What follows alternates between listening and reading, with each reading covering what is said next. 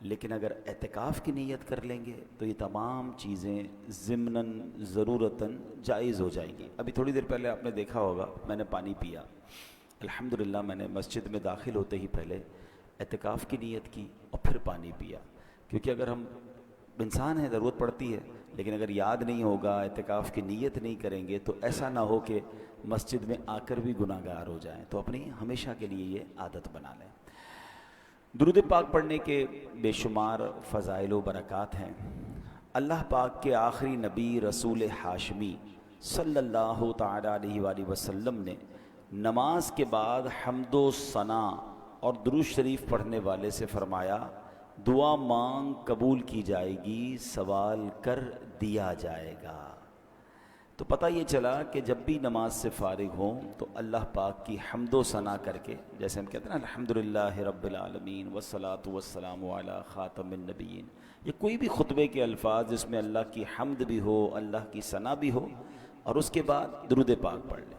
یعنی یہ اگر آپ نے نماز کے بعد کام کر لیا اور اب دعا مانگیں تو کیسی قبول ہوتی ہے کہ نبی پاک نے کیا فرمایا کہ دعا مانگ قبول کی جائے گی، سوال کر دیا جائے گا. تو یہ خاص پھر قبولیت کا وقت ہو جاتا. اور ویسے بھی جمعہ کا دن ہے، آج مبارک دن ہے، اور ہم کوشش کرتے ہیں کہ ہر جمعے کو یہ حدیث پاک ایک بار پھر سن لیا کریں کہ اللہ کے نبی علیہ الصلوۃ والسلام نے فرمایا، جس کا مضمون ہے کہ جو کوئی شخص جمعہ کے دن مجھ پر 200 بار درود پاک پڑھے اس کے 200 برس کے گناہ معاف کر دیے جاتے ہیں. تو خاص درود پاک پڑھنے کا دن ہے، تو کثرت کے ساتھ درود پاک پڑھتے رہا کریں. آئیے مل کر محبت کے ساتھ بآواز بلند درود پاک پڑھ لیں. صلو علی الحبیب صلی اللہ تعالی علی محمد صلی اللہ علیہ وسلم. دعائیں ہوتی ہیں مقبول اس وسیلے سے، خدا کی خاص عنایت درود پاک سے ہے. ازل کے دن سے میرے مصطفیٰ کے چرچے ہیں، تمام دہر پہ رحمت درود پاک سے ہے. اللہ درود پاک سے سچی محبت عطا فرمائے. جمعہ کا جو بیان ہوتا ہے اس میں الحمدللہ ہم قرآن کی باتیں، قرآن کریم فرقان حمید کی کچھ آیتیں، پھر اس کے بعد اس کا ترجمہ اور اس سے ملنے والے میسج کو سمجھنے کی کوشش کرتے ہیں. آج قرآن پاک کی جو آیت ہے، میں اگر یہ کہوں تو غلط نہ ہوگا کہ قرآن کی اگر مشہور ترین آیتوں میں سے ایک آیت ہے، ویری امپورٹنٹ اور بہت کمال کی آیت. پارہ نمبر 2 ہے، سورہ بقرہ ہے، اور آیت نمبر ہے 154. اللہ کریم قرآن مجید میں ارشاد فرماتا ہے وَلَا تَقُولُوا لِمَن يُقْتَلُ فِي سَبِيلِ اللَّهِ أَمْوَاتٌ بَلْ أَحْيَاءٌ وَلَٰكِن لَّا تَشْعُرُونَ. بڑی کمال کی آیت. اس کا ترجمہ کیا ہے؟ آسان ترجمہ قرآن کنز العرفان. اور جو اللہ کی راہ میں مارے جائیں انہیں مردہ نہ کہو، بلکہ وہ زندہ ہیں لیکن تمہیں اس کا شعور نہیں. انشاءاللہ اس آیت کے بارے میں جانیں گے. کچھ ذکر کرتے ہیں کربلا والوں کا، اور پھر اسی آیت کے تحت اس میں کچھ بات بھی کریں گے. روایت میں ہے کہ جنگ صفین کا موقع تھا. مولا کائنات مولا علی شیر خدا کرم اللہ تعالی وجہ الکریم میدان کربلا سے گزرے. یاد رہے یہ کربلا سے بہت پہلے کا واقعہ ہے. امام حسین کی جب شہادت ہوئی تو مولا علی تو پہلے ہی شہید ہو چکے تھے. تو یہ بہت پہلے کا واقعہ. اسی مقام سے ایگزیکٹلی اس میدان سے جب حضرت علی گزرے تو آپ نے وہاں نماز فجر ادا کی اور اس کی مٹی کو اٹھا کر سونگھا، اور پھر درد بھرے لہجے میں کہا یہ وہ جگہ ہے جہاں ایک جماعت شہید کی جائے گی، وہ سب کے سب بغیر حساب کے جنت میں داخل ہوں گے.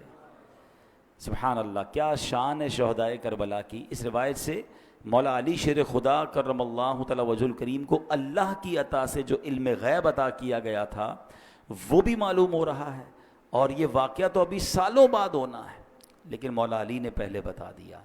چاہیں تو اشاروں سے اپنے کایا ہی پلٹ دیں دنیا کی، یہ شان ہے خدمت گاروں کی، تو سرکار کا عالم کیا ہوگا. اچھا، یہاں یہ بھی پتہ چلا کہ اس میدان پہ کربلا والے امام حسین اور ان کے خاندان والے آئیں گے، شہید ہوں گے، اور سب کے سب بلا حساب جنت میں جائیں گے. یہ بھی ان کا مقام پتہ چل رہا ہے. اب آتے ہیں آیت کریمہ کی طرف. اب کربلا میں شریک ہونے والے خوش نصیب حسینیوں کے بڑے بڑے فضائل ہیں. ان میں بعض تو صحابہ تھے اور ہمارا سچا پکا عقیدہ ہے کہ ہر صحابی جنتی ہے. پھر اس لشکر حسین میں صحابہ بھی تھے، تابعین بھی تھے، یعنی وہ خوش نصیب تھے کہ جنہوں نے صحابہ کرام علیہم رضوان کی صحبت پائی. یہ بھی بڑے اونچے رتبے والے تھے. پھر ان کا امام عالی مقام امام حسین کے ساتھ کربلا میں شریک ہونا، آپ پر اپنی جانیں قربان کرنا، یہ ایک اور عظیم فضیلت بنتی ہے. اللہ اکبر. اور پھر انہیں ایک اور بڑا مرتبہ کیا ملا کہ اللہ کریم نے انہیں شہادت عطا فرمائی. شہادت بہت بلند مرتبہ ہے، جیسا کہ ہم نے بھی قرآن پاک کی آیت میں سنا، وَلَا تَقُولُوا لِمَن يُقْتَلُ فِي سَبِيلِ اللَّهِ أَمْوَاتٌ بل احیاء ولکن لا تشعرون. اور جو اللہ کی راہ میں مارے جائیں انہیں مردہ نہ کہو بلکہ وہ زندہ ہیں لیکن تمہیں اس کا شعور نہیں. اب ذرا غور کیجئے شہیدوں کی شان کیسی نرالی ہے. آدمی راہ خدا میں جہاد کرتے ہوئے لڑتے ہوئے مارا گیا، وفات ہو گئی، سر کٹ گیا، روح بدن سے نکل گئی، اسے کفن پہنایا، اس کی نماز جنازہ پڑھی، قبر میں اتارا، ظاہری آنکھیں دیکھ رہی ہیں کہ جناب آدمی کا انتقال ہو گیا ہے، مگر قرآن کیا کہہ رہا ہے؟ فرمایا خبردار یہ شہید ہیں، یعنی ہرگز مردہ نہ کہو بلکہ یہ زندہ ہیں، تمہیں شعور نہیں ہے. ہے نا عجیب بات؟ بھائی آنکھیں کہ دیکھ رہی ہیں کہ انتقال ہو گیا ہے، کفن پہنایا، جنازہ ہوا، قبر میں اتار دیا. بلکہ ایک اور قرآن کی آیت میں کیا ارشاد ہوتا ہے؟ وَلَا تَحْسَبَنَّ الَّذِينَ قُتِلُوا فِي سَبِيلِ اللَّهِ أَمْوَاتًا. قرآن کہتا ہے جو اللہ کی راہ میں شہید کیے گئے ہرگز انہیں مردہ خیال نہ کرنا. اللہ اکبر. یعنی کہنا تو دور کی بات ہے، اپنے دل میں بھی شہید کو مردہ بھی سوچنا بھی نہیں ہے. دو آیتیں یاد رکھیے کہ ایک جگہ کہا کہ انہیں مردہ نہ کہو، یہ زندہ ہیں، تمہیں شعور نہیں ہے. دوسری جگہ فرمایا ان کے بارے میں مرنے یعنی موت کا، یعنی یہ مردہ ہو گئے، اس بات کا خیال بھی دل میں نہیں لانا ہے. اللہ اکبر. کیوں؟ کیونکہ یہ دنیا سے چلا گیا ہے، اللہ پاک کے ہاں اب بھی زندہ ہے، اسے رزق دیا جاتا ہے. اب ذرا آگے چلتے ہیں. ڈاکٹر اقبال نے ایک سمجھ لے کہ بہت پیاری تشریح زندگی کی ہے. وہ لکھتے ہیں برتر از اندیشہ سود و ضیاء ہے زندگی، ہے کبھی جاں کبھی تسلیم جاں ہے زندگی. مطلب کیا ہے کہ یعنی زندگی نفع و نقصان سے بڑھ کر کوئی چیز ہے. سانسیں لیتے رہنا بھی زندگی ہے اور اللہ پاک کے نام پر سر قربان کر دینا بھی زندگی ہے. موت کو سمجھے ہیں غافل اختتام زندگی، موت کو سمجھے ہیں غافل اختتام زندگی، ہے یہ شام زندگی صبح دوام زندگی. یعنی یہ غافل لوگ سمجھیں کہ بھئی موت ہو گئی تو زندگی ختم ہو جائے گی. نہیں، بلکہ موت زندگی کا اختتام نہیں ہے. ہاں، موت ایک موڑ ہے جہاں سے بندہ فانی زندگی سے نکل کر دائمی اور حقیقی زندگی کا آغاز کرتا ہے. اور یہی ہمارا عقیدہ ہے. ہم اس دنیا میں ایک فانی زندگی گزارنے آئے ہیں. اصل تو جو دائمی ہماری زندگی ہے، ہمیشہ رہنے والی زندگی ہے، جو لمبا عرصہ رہنا ہے، وہ تو آخرت کا ہے. یہاں تھوڑا ٹائم آئے ہیں. پرابلم پتہ کیا ہے کہ ہم اس تھوڑے ٹائم کی فکر زیادہ کر رہے ہیں اور جو بڑا ٹائم ہے اس کی فکر چھوڑ دی ہے. مثال کے طور پہ آپ دیکھیں نا کہ کچھ لوگوں سے پوچھا جائے کہ یار میں نے ایک جگہ، اب مثال کے طور پہ آپ جاتے ہیں کہیں ٹریول پہ جاتے ہیں 1 مہینے کے لیے، 15 دن کے لیے، تو آپ 15 دن 1 مہینے کے لیے جا کر وہاں گھر تو نہیں خریدتے نا. آپ کرائے کا گھر لے لیں گے، آپ ہوٹل میں رہ لیں گے، ٹھیک ہے نا، 1-2 بیگ ساتھ لے جائیں گے، پورا گھر اٹھا کے تو نہیں لے جائیں گے. کیوں؟ آپ کہیں گے واپس تو یہیں آنا ہے نا. اصل تو میرا گھر یہ ہے، میں تو ٹریولر کی حیثیت سے بندہ کرائے کے گھر میں زیادہ خرچ نہیں کرتا. کہتا ہے گھر کرائے کا ہے، اتنا سارا اس کے اوپر لگا دوں گا، میرا تھوڑی ہے، میں تو چھوڑ کے چلے جانا ہے، کچھ عرصے کے لیے آیا ہوں. کراچی میں بھی کچھ لوگ ایسے ہوتے ہیں جو دیگر شہروں سے جاب کرنے آتے ہیں، کاروبار کرنے آتے ہیں، مگر اصل ان کا دھیان کیا ہوتا ہے کہ میری فیملی گاؤں میں ہے یا فلاں علاقے میں ہے، میں نے وہاں جانا ہے، میں نے گھر بھی بنانا ہے تو وہاں بنانا ہے، کیونکہ میرا مستقل ٹھکانہ یہ نہیں ہے. دنیا میں یہ ساری لاجک سمجھ آتی ہیں، مگر یہ کیوں نہیں سمجھ آتا کہ ایکچولی یہ پوری دنیا ہی میرا ٹھکانہ نہیں ہے. میں یہاں مسافر کی حیثیت سے ہوں. کوئی 50 سال کے لیے آیا ہے، کوئی 60 سال کے لیے آیا ہے، کوئی 70 سال کے بعد چلا جائے گا. ماں باپ کی دعا لگ گئی تو 80-100 سال اس کے بعد تو چلا ہی جائے گا نا. وہاں 25-50-100 سال کی کہانی نہیں ہے. ذرا سمجھیے، حضرت آدم سے لے کر آج تک لوگ قبروں میں جا رہے ہیں. کہاں ہیں وہ؟ بتائیے نا کہاں ہیں؟ قبروں میں ہے نا. ہزاروں سال ہو گئے، ہزاروں سال سے قبر میں ہے کوئی بندہ. تو بتاؤ دنیا میں تو 60-70 سال رہا، قبر میں ہزاروں سال سے ہے، تو اس کا مطلب بڑا ٹھکانہ تو قبر تھا. گھر کی فکر زیادہ ہونی چاہیے تھی، قبر کی زیادہ ہونی چاہیے تھی. میں اور آپ مریں گے، وی ڈونٹ نو کہ کب تک قیامت آئے گی. بھائی پتہ نہیں 500 سال، 1000 سال، 2000 سال میں نے قبر میں رہنا ہے. اور قبر ایک باکس کا نام نہیں ہے. یہ غیر مسلموں کا عقیدہ ضرور ہوتا ہوگا کہ جناب بندہ قبر میں جائے اور اس کے بعد اس کا فنش سب ختم. نہیں، ہمارا ایمان ہے کہ قبر میں حساب سوال بھی ہوں گے ہیں، قبر میں جناب عذاب اور جزا ہوگی. نبی پاک علیہ الصلوۃ والسلام نے واضح طور پر فرمایا، میرا ایمان، میں نے کلمہ پڑھا ہے اپنے نبی علیہ السلام کا، ان کا فرمان میرے لیے آخری دلیل. میرے آقا فرماتے ہیں جس کا مضمون ہے قبر 2 طرح کی ہوتی ہے. قبرستان جاتے ہیں نا، قبرستان میں اوپر سے قبریں ایک جیسی دکھتی ہیں. ہاں، وہ ایک جملہ ہے نا، محاورہ، قبر کا حال مردہ جانتا. بالکل ٹھیک ہے. آپ مثال کے طور پہ ڈیفینس میں چلے جائیں یا کسی ایسی سوسائٹی میں جائیں کہ جس سوسائٹی میں سوسائٹی والوں نے ایک جیسے بنگلے بنائے ہوں، تو آپ کیا کہیں گے؟ یار بنگلے دیکھ کے تو پتہ ہی نہیں چلتا اندر امیر کون ہے غریب کون ہے. پاکستان میں تو خیر اب ہر اسٹائل کا گھر دیکھ کر اندازہ ہو جاتا ہے. اگر آپ UK جائیں یا بیرون ملک میں کئی ایسے ملک ہیں جہاں سب گھر ایک جیسے ہوتے ہیں، اندر رہنے والے کا پتہ ہی نہیں چلتا کہ اس میں سے امیر کون ہے غریب کون ہے، کیونکہ سب کے گھر ایک جیسے ہیں. بالکل اسی طرح قبرستان ہوتا ہے، سب کی قبریں اوپر سے ایک جیسی دکھتی ہیں، مگر ہمیں نہیں پتا کہ کس کی قبر میں عذاب ہو رہا ہے، کس کی قبر جنت کا باغ بنی ہوئی ہے. میرے نبی علیہ الصلوۃ والسلام نے فرمایا نا کہ قبر 2 طرح کی ہوتی ہے. دیر از نو تھرڈ آپشن. ہاں، ایک اور بات سمجھیے، کراچی کی بات کر لیتے ہیں.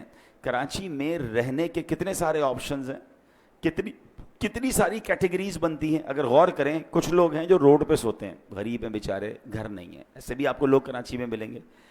کچھ لوگ ہیں جو بیچارے جھونپڑیوں میں رہتے ہیں، ان سے اوپر ہیں مگر بہت غریب ہیں، بیچارے جھونپڑیاں بنا کے رہتے ہیں. اور اوپر جائیں تو کچھ لوگ ہوں گے جو غریب علاقوں میں رہتے ہیں، جس کو ہم لوور کلاس کہتے ہیں. ٹھیک ہے. پھر اس کے بعد اس سے تھوڑا سا بہتر علاقہ آ جائے گا تو اس کو لوور مڈل کلاس کہتے ہیں. ٹھیک ہے. پھر اس کے بعد مڈل کلاس کے علاقے آتے ہیں. اوپر چلیں تو اپر مڈل کلاس ہے.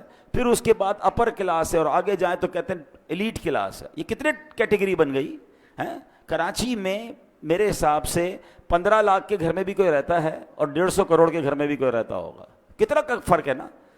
تو کیٹیگریز ہیں، مگر قبر میں 2 ہی کیٹیگریز ہیں، یہ سمجھنا ہے. نبی پاک نے فرمایا 2 کے علاوہ تیسری نہیں ہے. 2 قبر 2 طرح کی ہوتی ہے.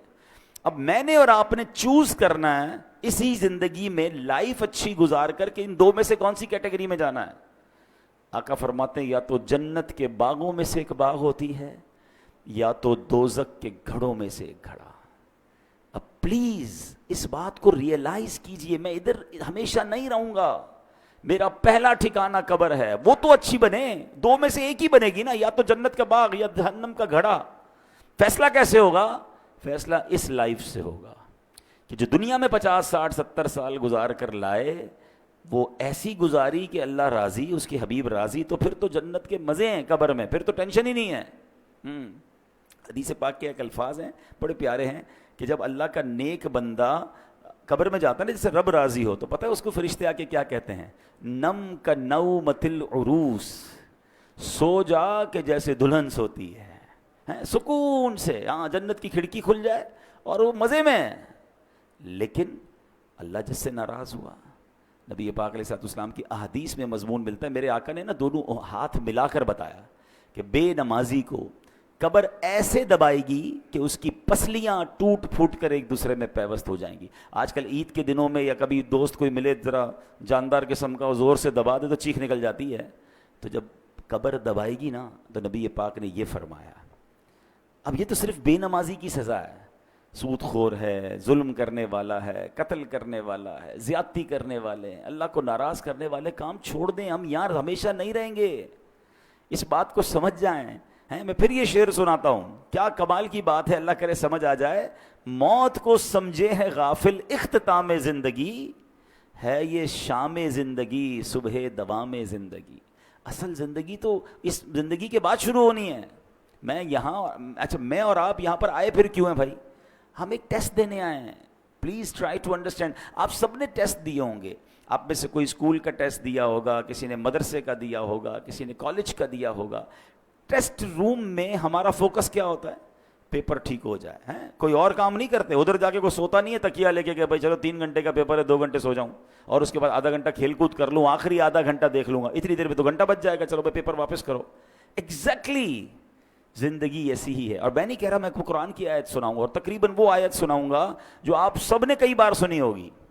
وہ کون سی آیت ہے؟ اللہ قرآن میں فرماتا ہے الذی خلق الموت والحیات لیبلوکم ایکم احسن عملا. کچھ سنی لگ رہی ہے نا، یہ سورہ ملک میں آیت ہے. اللہ کیا فرماتا ہے؟ ہم نے موت اور زندگی کو اس لیے پیدا کیا کہ دیکھیں تم میں سے کون اچھے عمل کر کے آتا ہے. یعنی اٹ مینس مجھے اور آپ کو بھیجا گیا ہے، اور اب واپس جب جائیں گے نا تو پھر چیک کیا جائے گا کہ کون اچھے عمل کر کے لایا. دیٹ از دا ریزن، اس لیے آیا ہوں میں یہاں پر. نہیں مگر یہاں تو قبر کی فکر ہی ختم. موت کی تو بات ہی کوئی نہیں کرتا نا. مرنے کی بات نہ کرو بھائی، کوئی اور بات کرو. پلاننگ بتاؤ اگلے 5 سال بعد کیا کرنا ہے، 10 سال بعد کیا کرنا ہے، اگلا فیوچر کیا ہوگا، دنیا میں کیا دیکھنا ہے. اچھا میرے اللہ نے دنیا بھی بڑی اچھی بنائی ہے. ہمیں دنیا میں انجوائے کرنے سے منع نہیں کیا، ہمیں کھانے پینے گھومنے پھرنے فیملی کو ٹائم دینے سے منع نہیں کیا، مگر اس میں کنڈیشن ایک ہی رکھی گئی ہے، یہ سب کام کرنے ہیں حرام کام سے بچ کر. بچوں کو کھلائیں، اس کا ثواب ہے. فیملی پہ خرچ کریں، اس کا ثواب ہے. بچوں کو خوش کریں، اس کا ثواب ہے.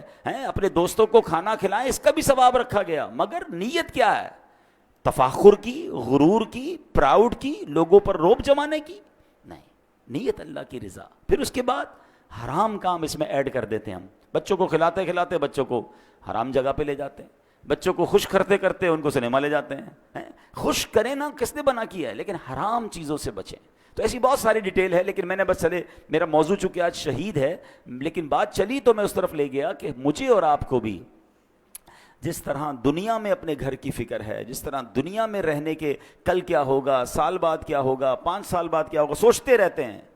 تو یار یہ تو سوچو قبر میں کیا ہوگا، وہاں سوالات کے جوابات دے سکوں گا کہ نہیں، میری قبر جنت کا باغ بنے گی کہ نہیں. اچھا قبر پہ ہی معاملہ ختم تھوڑی ہے، قبر کے بعد تو پھر محشر کا دن ہے، اور پھر آگے جنت اور دوزخ کا فیصلہ ہے. لیکن بڑی خوبصورت بات علماء فرماتے ہیں قبر پہلی منزل ہے. جو ادھر کامیاب ہو گیا نا وہ آگے بھی کامیاب، یعنی پہلا ٹیسٹ پاس ہو گیا ہے تو آگے بھی خیر ہے. ادھر ہی پھنس گیا.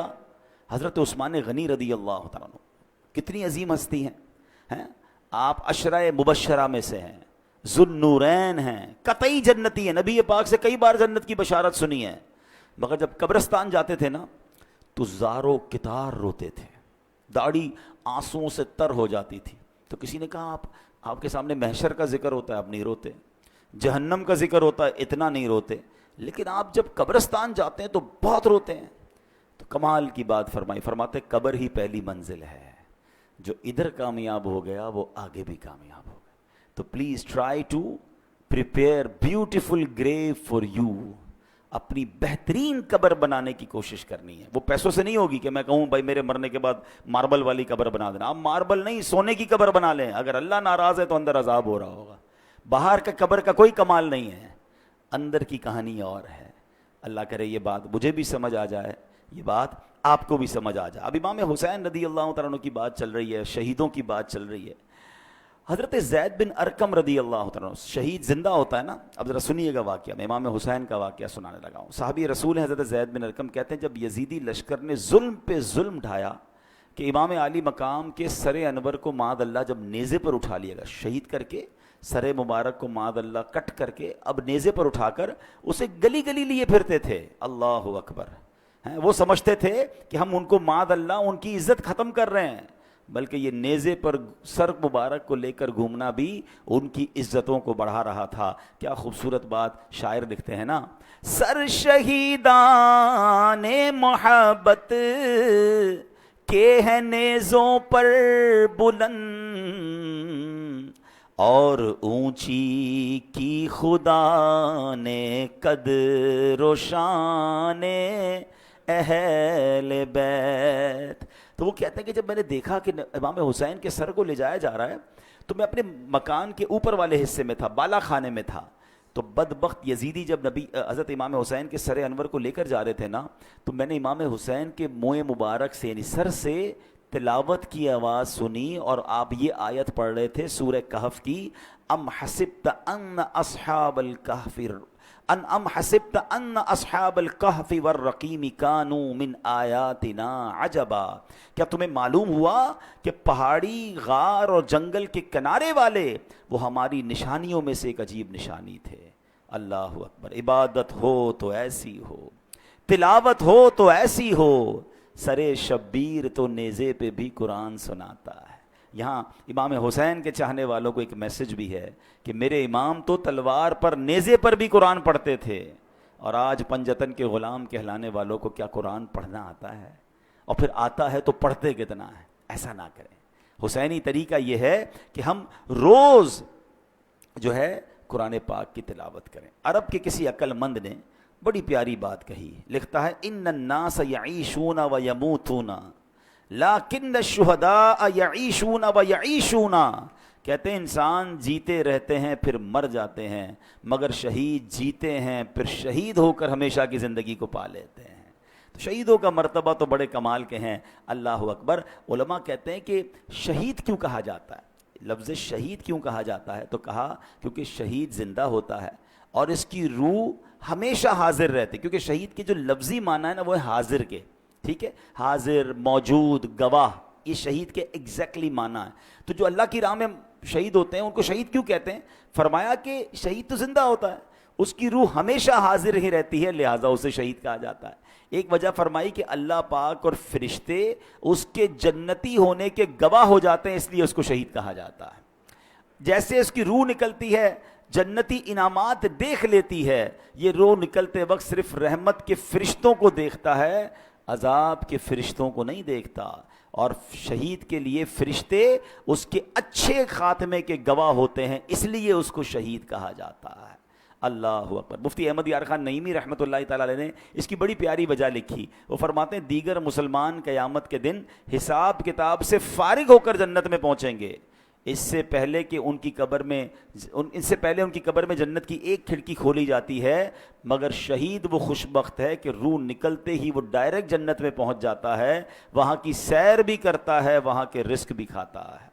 تو یہ مرتبہ ہوتا ہے شہید کا. اور شہید سے اللہ کریم جب قیامت کے دن پوچھے گا نا کہ اور تمہیں کچھ چاہیے, تو کہیں گے یا اللہ تو نے جنت کی سیر کی اجازت دی ہے, ہم جنت کا نعمتیں کھاتے ہیں, اور کیا چاہیے؟ اور کچھ چاہیے. جب 3 بار سوال ہوگا, اللہ اکبر, تو پھر شہید کہے گا کہ یا اللہ مجھے واپس بھیج دے, میں پھر تیری راہ میں شہید ہونا چاہتا ہوں. شہادت کا مرتبہ اور اس کا لطف اور اس کا مزہ یہ ہے کہ بندہ پھر شہید ہونا چاہتا ہے. تو یہ ہے شہیدوں کا مرتبہ اور کمال. اے میرے پیارے اسلامی بھائیوں, اب نبی پاک علیہ الصلوۃ والسلام ایک بار منبر پر خطبہ ارشاد فرما رہے تھے. ایک صحابی حاضر ہوئے, یا رسول اللہ صلی اللہ علیہ وسلم, اگر میں ثواب کی امید پر راہ خدا میں لڑوں, بہادری بھی دکھاؤں, پیٹھ پھیر کر نہ بھاگوں, آخر شہید ہو جاؤں, تو کیا میرے سارے گناہ بخش دیے جائیں گے؟ فرمایا ہاں تمہارے سارے گناہ بخش دیے جائیں گے, مگر قرض کی معافی نہیں ہوگی. ابھی تک تو ہم شہید کا مرتبہ سن رہے ہیں نا, مگر اب ذرا یہ بات غور سے سنیے. نبی پاک ایک حدیث میں میرا آقا نے فرمایا اول ما یحراق من دم الشہید یغفر له ذنبه كله الا الدین. آقا فرماتے ہیں شہید کے خون کا پہلا قطرہ گرتے ہی اس کے سب گناہ بخش دیے جائیں گے, ہاں قرض معاف نہیں ہوتا. نبی پاک علیہ الصلوۃ والسلام کا یہ معمول تھا کہ جب جنازہ آتا نا تو آپ پوچھتے تھے کہ اس پر کوئی قرض تو نہیں ہے, اور جب قرض ہوتا تو آقا فرماتے میں جنازہ نہیں پڑھاؤں گا, یا فرماتے کہ کوئی قرض کا ضامن بن جائے پھر میں جنازہ پڑھاؤں گا. حالانکہ جس کے اوپر قرض ہو, اس کا انتقال ہو, اس کا جنازہ پڑھنا جائز ہے, مگر نبی پاک علیہ الصلوۃ والسلام اس کی اہمیت بیان کرنے کے لیے فرمایا کرتے تھے. تو نبی پاک نے ایک بار فرمایا, ایک جنازہ لایا گیا نا, حضرت انس بیان کرتے ہیں کہ نبی پاک علیہ الصلوۃ والسلام کی بارگاہ میں ایک جنازہ لایا گیا, تو پیارے آقا نے پوچھا کہ اس پر کوئی قرض ہے؟ لوگوں نے عرض کی جی ہاں یا رسول اللہ اس پر قرض ہے. ارشاد فرمایا ایسے آدمی پر میرا جنازہ پڑھنا کیا فائدہ دے گا جس کی روح قرض کے بدلے اس کی قبر میں گروی رکھی ہوئی ہے, گروی رکھی ہوئی ہو اور آسمان کی طرف بلند نہ ہو. اگر تم میں سے کوئی اس کے قرض کا ضامن بنتا ہے تو میں اس کی نماز جنازہ پڑھا لیتا ہوں, کیونکہ میرا اس کی نماز جنازہ پڑھنا اسے نفع دے گا. یعنی قبر میں روح گروی رکھ دی جاتی ہے, آسمان کی طرف بلند نہیں ہوتی ہے اگر کوئی مقروض ہو کر مرتا ہے. اے میرے پیارے اسلامی بھائیوں, آج کتنا یہ چیز وبا عام ہو گئی ہے, لوگ لاکھوں روپے دبا لیتے ہیں. کاروباری لوگ مجھے سن رہے ہیں, بعد میں یہ بیان سنا جائے گا, کبھی بھی قرض نہ لیں, قرض کی کوشش کریں کہ آپ پر قرض ہی نہ آئے. لیکن اگر قرض لیں تو پھر اسے وقت پر ادا کریں. ہاں آج کل تو معاملہ ہی الگ ہے نا. قرض لیتے وقت بندہ اور ہوتا ہے اور لینے کے بعد انداز ہی بدل جاتا ہے. بندہ کہتا ہے یہ وہی آدمی تھا جس کو پیسے دیے, بڑی منتیں کر کے بڑی ریکویسٹ کر کے پیسے لیے تھے, اب پیسے لینے کے بعد نہ فون اٹھا رہا ہے نہ جواب دے رہا ہے. بیچارہ جس کے پیسے وہ دھکے کھا رہا ہے. یہ نہ کیا کریں. روایتوں میں آتا ہے اگر کسی نے کسی کی رقم دینی ہے اور پیسے ہوتے ہوئے نہیں دے رہا ہے, ایک تو نا کہ ختم ہو گیا, اس کی الگ ایک پوری تفصیل ہے, لیکن اگر اس کے پاس ایسا کچھ ہے کہ اپنا سامان بیچ کر اپنی تمام چیزیں بیچ کر قرض ادا کر سکتا ہے تو اس کو کرنا پڑے گا, ورنہ ہر لمحے گناہگار ہو رہا ہے, اس کے گناہوں کا میٹر شروع ہو رہا ہے. تو کبھی بھی ایسا نہ کریں. قرض لیں تو اچھی نیتوں سے لیں, وقت سے پہلے لوٹائیں. پھنس گئے ہیں تو جواب تو دیں, رپلائی تو دیں, اس کے پاس جا کر معذرت کریں اس سے کہ بھائی میں پریشان ہوں, مجھے تھوڑا اور وقت دے دو. لیکن اب تو معاملہ ہی الگ ہے, بندہ ہی غائب ہو جاتا ہے. آج غائب ہو جاؤ گے پھر کیا ہوگا قبر میں؟ پتہ ہے قیامت کے دن ان پیسوں کے بدلے نیکیاں دینی پڑیں گی. وہاں پیسے نہیں ہوں گے کہ بھائی یا اللہ میں نے اس کے 2 لاکھ لیے تھے, محشر کے دن میں 2 لاکھ دے رہا ہوں. نہیں, وہاں چیک بک نہیں ہوگی. وہاں کیا ہوگا؟ روایتوں میں آتا ہے کہ جو اعلیٰ حضرت امام اہل سنت لکھتے ہیں کہ جو کسی کے 3 پیسے جان بوجھ کر دبا لے. 3 پیسوں کی ویلیو کیا ہے؟ آج کل تو لوگ پتہ نہیں کتنا زمینوں پہ قبضہ کر رہے ہیں, پیسے دبا رہے ہیں. فرمایا اسے قیامت کے دن 700 مقبول با جماعت نمازیں دینی پڑ جائیں گی. ایک طرف 3 پیسے ہوں گے, اس کے بدلے دینا کیا پڑے گا؟ 700, وہ بھی مقبول با جماعت نمازیں. جس نے کروڑوں کھائے ہیں, جس نے زمینوں پہ قبضہ کیا ہے, جو لوگوں کا پیسہ نہیں لوٹا رہا ہے, وہ کیا جواب دے گا قیامت؟ نبی پاک نے جنازہ پڑھانے سے منع فرما دیا. اے میرے پیارے اسلام بھائی, نبی پاک نے ارشاد فرمایا جن گناہوں سے اللہ پاک نے منع کیا ہے ان میں سے رب کریم کے نزدیک سب سے بڑا جرم یہ ہے کہ انسان قرض لے کر مرے جس کی ادائیگی کے لیے مال نہ چھوڑے.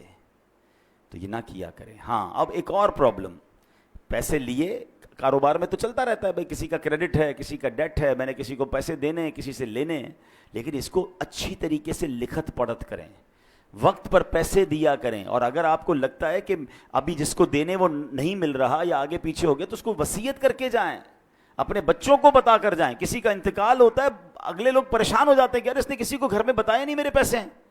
یعنی کتنی عجیب بات ہے کہ میں نے کسی کو رقم دینی ہے یا اس کی کوئی امانت میرے پاس ہے, میرے سوا کسی کو پتہ ہی نہیں ہے. یہ بہت بڑی بے وقوفی اور جہالت ہے جو عذاب قبر میں گرفتار کر سکتی ہے. بھائی اگر آپ کو کسی نے امانت دی ہے, کوئی رقم دی ہے, تو آپ لکھیں اس کو, اپنے بچوں کو بتائیں, اس کو بھی بتا دیں کہ بھائی مجھے کچھ ہو گیا تو یہ میرا بیٹا ہے, یہ میری فیملی ہے, تمہیں یہاں سے مل جائیں گے, تاکہ اس کو بھی تسلی ہو. آج کل تو اچھا یہ بھی ہمارے لوگ بھی بڑے بھولے بھالے ہیں, کروڑوں روپے کا کاروبار کریں گے, گھر میں کسی کو نہیں جانتے, صرف اسی کو جانتے ہیں, نہ اس کے بیٹے کا پتہ نہ گھر کا پتہ, بعض اوقات تو گھر کدھر ہے یہ بھی نہیں پتا. تو اگر جینے کی تمنا ہے تو کچھ پہچان پیدا کر ہے, تبھی تو شریعت کہتی ہے کہ لکھت پڑھت کر لیں, کوئی کانٹریکٹ کر لیں, 2 گواہ ہونے چاہیے, کل کچھ ہو گیا تو آپ کے پاس کوئی چیز تو ہو. یہاں ہماری بھی غلطی ہوتی ہے, لیکن بالخصوص ان لوگوں کو سوچنا چاہیے کہ جن پر لوگوں کا آتا ہے اور انہوں نے دینے کا انتظام پراپر نہیں کیا, کیونکہ ہم تو چلے جائیں گے. ابھی میں نے بہت تفصیل سے بتایا کہ قبر کتنی بڑی ہماری منزل ہے. قبر میں اگر ہم عذاب سے بچنا چاہتے ہیں تو اپنے اوپر قرض چھوڑ کر نہ جائیں, اور اگر قرض چھوڑ کر جائیں تو اس کی وصیت ہو, اس کا انتظام ہو, اس کی سب سے پہلے دیکھیں نا, میت کے انتقال کے بعد شریعت کا حکم کیا ہے کہ اس کا مال ورثاء میں بعد میں تقسیم ہوگا, پہلے اس کا قرض ادا کیا جائے گا. لیکن میں نے اگر قرض بتایا ہی نہیں کسی کو, گھر والوں کو, اور بعد میں گھر والوں کی تربیت بھی نہیں کی, بھائی ابو مر گئے, بھائی اب ابو سے بات کریں, ہم نے نہیں دینا. بیٹے بھی ایسے کہہ دیتے ہیں. ان بیٹوں کو بھی چاہیے, ان اولاد کو بھی چاہیے کہ اپنے باپ پر, مرحوم پر بوجھ نہ رکھیں قرض کا. کہ آپ نے حدیث پاک سن لی ہے کہ نبی یہ پاک نے جنازہ پڑھانے سے انکار فرمایا. اس سے بڑی تنبیہ کیا ہو سکتی ہے؟ اللہ کرے کہ یہ بات ہمیں سمجھ آ جائے. ہم شہیدوں کے حوالے سے بات کر رہے تھے, اب یہاں پر ہم دیکھیں نا, آج کے دور میں تو جہاد کرنا, دشمن فوج سے لڑنا اسلامی ریاست میں پہلے فوج کا کام ہے. اللہ پاک ہمارے ان فوجی جوانوں کو سلامت رکھے جو ہماری سرحدوں کی حفاظت کرتے ہیں اور اللہ کی راہ میں شہید ہوتے ہیں. لیکن ہم کیسے شہید کا رتبہ پائیں؟ ہم تو سویلین ہیں. سبحان اللہ, ہمارا اسلام کتنا کمپلیٹ ہے. اب سنیے نبی پاک علیہ الصلوۃ والسلام نے کیا خوبصورت فرمایا, من سأل اللہ الشہادۃ مخلصا اعطاہ اللہ اجر شہید وان مات علی فراشہ. میرے آقا فرماتے ہیں مسند امام احمد کی حدیث کہ جو سچے دل سے شہادت کی دعا کرے وہ اگرچہ بستر پر ہی مر جائے اللہ پاک اسے شہیدوں والا ثواب عطا فرمائے گا. ہم دعا تو کر سکتے ہیں نا کہ اللہ مجھے شہادت والی موت عطا فرما. اچھا حضرت عمر فاروق رضی اللہ تعالیٰ عنہ کمال دیکھیں, آپ کی دعا کیا تھی؟ اللہم ارزقنا شہادتا فی سبیلک واجعل موتی فی بلد رسولک. اے اللہ مجھے شہادت والی تیری راہ میں موت بھی دے اور تیرے حبیب علیہ الصلوۃ والسلام کے شہر مدینے میں موت دے. اچھا اس زمانے میں صحابہ کرام حیران ہوتے تھے کہ حضرت عمر کیسی دعا کر رہے ہیں, مدینہ کیپٹل ہے, اس پر تو حملہ نہیں ہونا, ادھر تو فوج بھی ہے, چیزیں ہیں, یہاں کیسے شہادت ملے گی ان کو؟ یہ دعا کرتے رہتے تھے. اللہ نے کیسی دعا قبول کی کہ عین مدینہ پاک میں مسجد نبوی کے اندر مصلی رسول پر امام حضرت عمر فاروق نماز فجر پڑھا رہے ہیں. آپ جگہ تو دیکھیں, مسجد نبوی نبی پاک کا مصلی اور فجر کی نماز کی امامت کر رہے ہیں, اور اس نماز کے اوپر آپ پر, نماز کے دوران آپ پر حملہ ہوتا ہے اور اللہ کریم آپ کو شہادت کا مرتبہ عطا فرماتا ہے. تمنا تھی نا, ہم تو یہ تمنا بھی نہیں کر رہے ہوتے.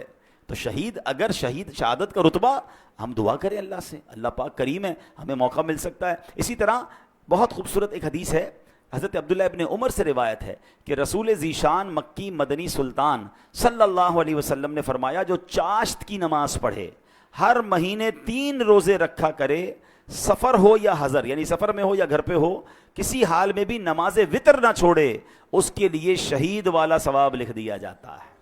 تو یہ 3 کام غور کر سن لیں کہ چاشت کی نماز. اچھا اشراق اور چاشت بہت پیاری نمازیں ہیں, بڑے اس کے فضائل ہیں, اور یہ ہم کب پڑھ سکتے ہیں؟ جب فجر کا وقت ختم ہوتا ہے نا, آپ ٹائم ٹیبل پہ دیکھ سکتے ہیں, اس کے 20 منٹ گزرنے کے بعد آپ اشراق اور چاشت کے نوافل پڑھ سکتے ہیں. اس کے کم از کم 2 رکعتیں پڑھ لیں, زیادہ بھی پڑھ سکتے ہیں. اور سبحان اللہ اشراق و چاشت کی بڑی فضیلتیں ہیں. اور پھر یہ جو ہر مہینے 3 روزے رکھنے ہیں, اس میں اچھا یہ ہے کہ ایام 20 کے روزے رکھ لیے جائیں. ہر اسلامی تاریخ کی 13, 14, 15 تاریخ کو ایام 20 کہا جاتا ہے. ان دنوں میں اگر آپ روزے رکھ لیں گے انشاءاللہ تو سبحان اللہ یہ سنت کی ادائیگی کی نیت سے پیر کا روزہ بھی رکھ سکتے ہیں. تو یہ 3 روزے اگر اللہ کرے ہماری عادت بن جائے تو شہادت کا مرتبہ مل رہا ہے, تو اور کیا چاہیے. حضرت ابو قتادہ انصاری رضی اللہ تعالیٰ عنہ فرماتے ہیں نبی پاک علیہ الصلوۃ والسلام سے ہر پیر کے روزے کے بارے میں عرض کیا گیا کہ حضور آپ پیر کا روزہ رکھا کرتے ہیں, تو ارشاد فرمایا اسی دن میری ولادت ہوئی اور اسی دن مجھ پر وحی نازل ہوئی تھی. تو بہرحال اللہ کریم ہمیں ان نیکیوں پر عمل کرنے کی توفیق عطا فرمائے. اور آج جو ہم نے شہادت کے بارے میں سنا, اس کے بارے میں بھی, پھر قبر کے بارے میں ہم نے سنا کہ قبر کی تیاری کیسے کرنی ہے, پھر ہم نے قرض کے بارے میں سنا کہ قرض کے معاملات پر کتنا خیال رکھنا ہے. زندگی کا ایک اصول بنا لیں کہ میرے اوپر, میری ذات پر کسی کا کچھ رہ نہ جائے, جو بھی ہے ڈھونڈ کر تلاش کر کے اس کو پہنچائیں. دیر ہو گئی ہے تو معافی دنیا میں مانگ لیں, کیونکہ آخرت میں ہم حساب نہیں کر سکیں گے. اور ہم نے ایک اور چیز دیکھی ہے کہ جس کسی نے کسی کے پیسے کھائے ہیں, مال دبایا ہے, دنیا میں بھی اسے برباد ہوتے دیکھا ہے, اور جس کا کھایا گیا ہے نا, ہم نے حیرت انگیز طور پر ایسا دیکھا ہے کہ اللہ نے اس سے زیادہ اسے عطا فرما دیا ہے. تو مظلوم کی مدد غیب سے ہوتی ہے, ظالم برباد ہوتا ہے. اللہ ہمیں یہ سوچ نصیب فرمائے. اور یہاں پر ایک آخری بات کر کے اپنی گفتگو ختم کرتا ہوں کہ ہم نے قرآن کی آیت سے اپنے بیان کو شروع کیا تھا کہ اللہ کی راہ میں شہید ہونے والے کو مردہ نہ کہو, تمہیں شعور نہیں ہے وہ اللہ کی بارگاہ میں زندہ ہیں. تو اب ذرا ٹیکنیکلی اور لاجیکلی سمجھ لیں کہ اگر کسی نبی کا امتی شہید ہو جائے, ٹھیک ہے, وہ شہید ہو جائے تو وہ اللہ کی بارگاہ میں زندہ ہے, تو پھر نبی کی جو زندگی ہے اس کا عالم کیا ہوگا. وہ تو اس امت کے بھی آقا ہیں. تو سبحان اللہ احادیث میں بھی یہ مضمون ملتا ہے کہ اللہ نے زمین پر حرام قرار دیا ہے کہ وہ انبیاء کے جسموں کو کھائے. انبیاء حیات ہوتے ہیں اور وہاں انہیں رزق دیا جاتا ہے. یہ کمال ہے اللہ کی عطاؤں سے. تو بہرحال آج قرآن و حدیث کے ذریعے ہم نے یہ شہید کے فضائل سنے ہیں. اللہ کریم ہمیں بھی ایمان اور عافیت کے ساتھ اے کاش مدینہ منورہ میں شہادت کی موت نصیب فرمائے. آئیے حضرت عمر فاروق اعظم رضی اللہ تعالیٰ عنہ کی اسی دعا پر اپنے بیان کو اختتام کرتے ہیں. آپ چاہیں تو مل کر آمین کہہ دیجئے گا.